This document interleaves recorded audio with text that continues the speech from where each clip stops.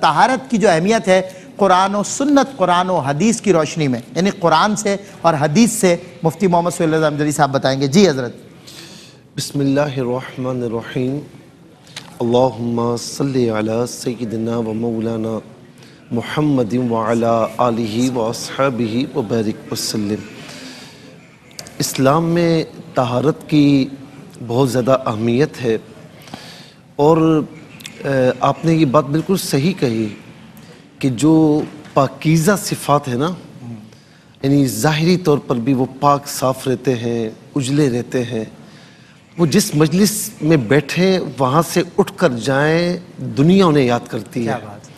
اور جو میلو ہوتے ہیں نا، جی جی، یعنی نہ صحیح کپڑے پہن، دیکھیں غربت بری چیز نہیں ہے، صحیح بات، یاد رکھیں. تہذیب کا نام. میں نے بہت سے غریب ایسے دیکھے صاف ستھرے رہتے ہیں. کیا بات. کیوں؟ غربت منع کرتی ہے کہ وضو نہیں کرو. ایسا ہی ہے مفتی. غربت منع کرتی ہے کہ تم اجلے نہ رہو. صحیح بات. ایسا نہیں ہے.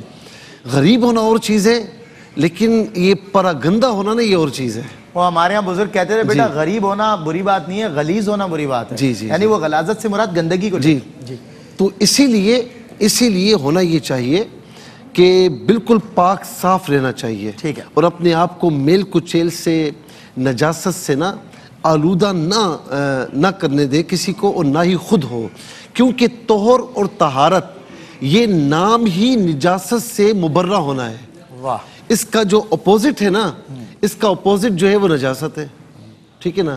اچھا، پھر ہم دیکھتے ہیں کہ طاہر اسی سے ہوتا ہے. طاہر تو طاہر اسے کہتے ہیں کہ جو عام طور پر نجاستوں سے مبرہ ہو، اور مجازن اسے کہا جاتا ہے کہ جو یعنی ظاہری طور پر پاک صاف رہنے والا ہو، اسے طاہر بھی کہتے ہیں. اور بعض اوقات متقی پرہیزگار ہو، اسے بھی طاہر کہا جاتا ہے. میں کہنا یہ چاہتا ہوں کہ یہ طہارانہ، یہ طہر یا طہارت، یہ نام ہی پاکیزگی کا ہے. اچھا، پھر آ جائیں. پھر طہارت کی دو قسمیں کی جاتی ہیں، جسمانی، طہارت جسمانی اور طہارت نفسانی. یعنی جسمانی طہارت تو یہ ہے کہ ہم پاکیزگی حاصل کر کے اللہ تبارک و تعالیٰ کی بارگاہ میں عبادت کے قابل ہو جائیں. اور نفسانی طہارت یہ ہے کہ اندرونی طور پر اپنے آپ کو پاکیزہ کر کے جو اللہ تعالیٰ کے انوار و تجلیات کا ورود ہو رہا ہے، اس میں سے ہمارے باطن کا حصہ بھی بن جائے. اچھا، پھر یہاں پر ایک بات اور بھی ہے، یہ طہارت کب واجب ہوتی ہے؟ یعنی کس چیز کے لیے، کیا ہوتا کیا ہے، یعنی کب آپ کو پاکیزہ ہونا لازمی ہے؟ دیکھیں، ویسے تو پاک صاف ستھرا رہنا یہ آپ کے لیے ضروری ہے، بطور مسلمان بھی، بطور حضور نبی کریم علیہ السلام کے امتی بھی.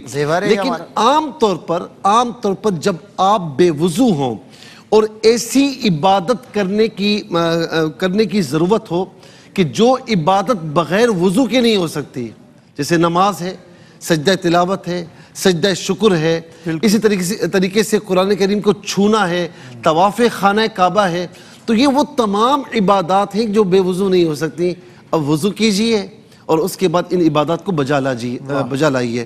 اسی طریقے سے ایک ہوتی ہے کہ خدا نخواستہ جنبی ہو جائے، تو اب آپ کو اس سے پاکیزگی حاصل کرنا ضروری ہے.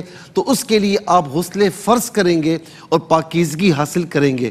اب میں قرآن کریم کی طرف آ جاؤں، چند مثالیں میں آپ کو دیتا ہوں. فیہ رجال یحبون ان یتطہروا واللہ یحب المطہرین، کہ اس میں ایسے لوگ ہیں جو پاکی حاصل کرنے میں مبالغہ کرتے ہیں، اور اللہ تعالیٰ پاکی حاصل کرنے والوں کو پسند فرماتا ہے.